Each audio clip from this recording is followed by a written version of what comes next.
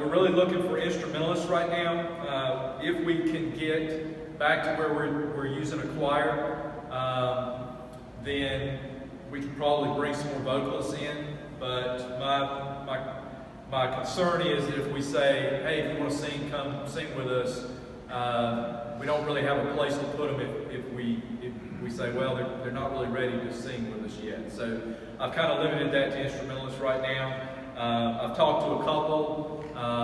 In one of those, I talked to very early on in this kind of stretch, and he has a small child, and so he wasn't ready at that time to do it. But try doing that. For praise team members, we're using GroupMe to text, and I think everybody here is on that. Don't be like Gina and ignore your notifications in that app. But that's. She's married to you. She doesn't know. Yeah, I know. Well, yeah, she's married to me, and she probably needs all the notifications she can get. So GroupMe just makes it easier for me because I can more easily group each week together and who's in it and keep them straight. So a couple memes. We talked about how hard 2020 has been so far. When Pastor Robert said in his sermon this morning about the prayer jars, I could not believe that was earlier this year. That seems like a decade ago that we were filling up prayer jars in the sanctuary. So it has. It's been hard. Any testimonies about things that have happened, really in connection with the worship ministry, but it can go beyond that. Anybody want to share anything that you have seen God do or that God has taught you through this time? I think the virtual online we had to do was an opportunity. I was able to connect with a lot of my family members, some of whom are unbelievers and some of whom are up in Ohio and watching. It was just so neat to see the body of Christ be united that way, and for the word to go forth in a new way like that. Good. Anybody else? I've heard us reach so many more people virtual because, wives want to watch it, husbands will come, force them to listen, and they're coming in, Yep. God's using it for good. He always Yeah. does. Oh, absolutely. That's good. So, even out of strange times, we know that God works and God is touching people that we probably don't even know about through this ministry. Rehearsals, I've got my good people in here, so this doesn't really apply as much to y'all. But so you've got a song list on the back of your handout there.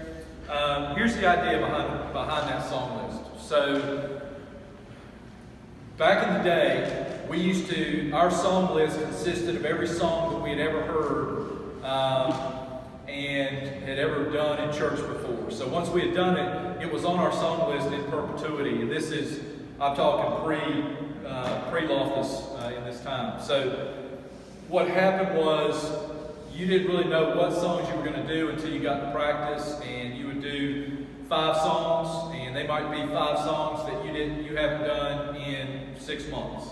And so rehearsals obviously went a lot slower, took a lot more time.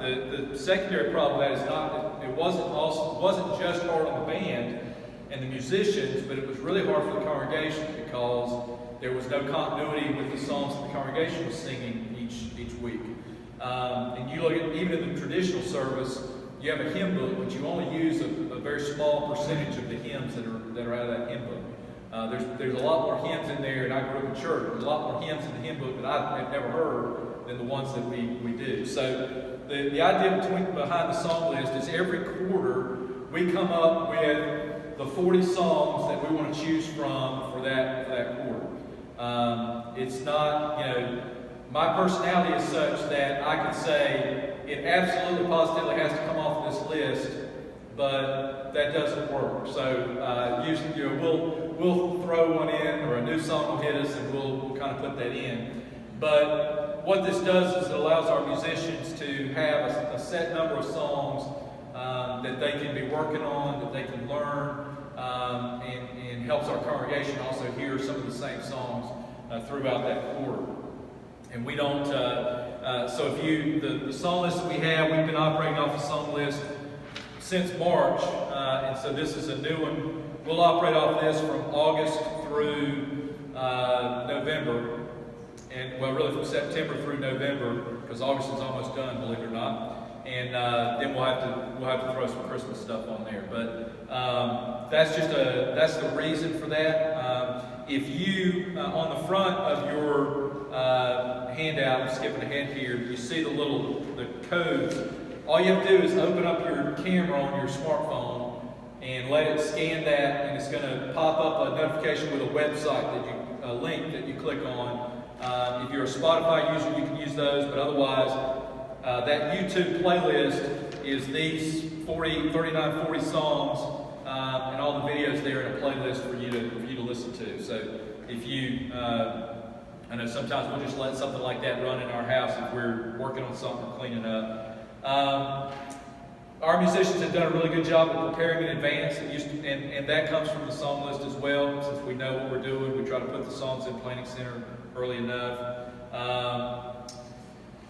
If you're scheduled and something comes up, an emergency, you can't make it to practice, I understand. We're working with Matthew Lineberry. He works all the time, and so a lot of times he can't make it to practice, but he shows up on Sunday and he's ready to go. Those are the exception. I want those to be the exception rather than the rule. Sometimes we'll schedule somebody and it's like, yeah, I've had this scheduled for a while and I know I can't be at practice. Well, if you know that you couldn't be at practice, that we go ahead and block that out so we don't schedule you. And I got to get my youngins to take notes when we're in practice of different things that we change. So if I'll pick on Preston since he's here. So because I pick on him in practice. If I tell Preston to play 4 on the floor in a particular chorus, you know, and he does it, but if he writes it down, he'll remember to do it the next time. And he usually does. All right. So Planning Center is a big tool for us. Most of you know how to block out dates on there. I know that the ones here do, but we've made a little video. There's also another thing that we're using now, and I don't know if you'll be able to hear this with it hooked up here, but there's a thing called Notes, and even if you can't hear it, I'll explain it to you. All right, so we talked about the links on your handout there. The first one there, the PG Worship YouTube channel, has some videos.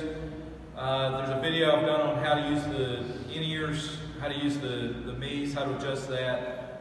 Some other stuff's on there. That video is going to be on there soon, and we'll probably I'll probably send you a link to the video of tonight as well. But if you are a Spotify person like me, then you can use those links as well. All right. I'm the last guy to talk about fashion.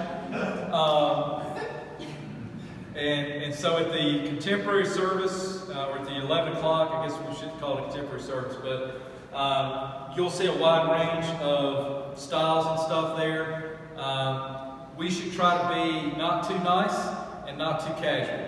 But we are, the reason I throw this up here is we are really, half of what we do is a video ministry now. When we talk about we're streaming and all those things. So Peyton has asked me to kind of share with people that solid colors work best on the video. That, you know, try to stay away from real small patterns, nothing like sequiny or anything like that. But you know, any little pinstripe types of things kind of don't work well in video. High contrast between the colors. The video has a hard time translating that. Try to avoid too much white, and knee length or longer is the rule. So I'm in good company here, so I think I can say the phrase, no visible cracks top and bottom is how we remember that. And so just keep those in mind. But I try to wear solids now as much as I can, just because that translates better on video. And I know none of us wanted to be video stars or things. If you Google like what to wear in a video, there's a lot of websites out there that kind of will tell you some of these tips and some more. if you need further information. But I'm not the fashion police A, and certainly not the fashion expert. All right, any questions about any of that? About anything that we went over there? And again, that's for a lot of our team. It's just good to remind ourselves of some of that.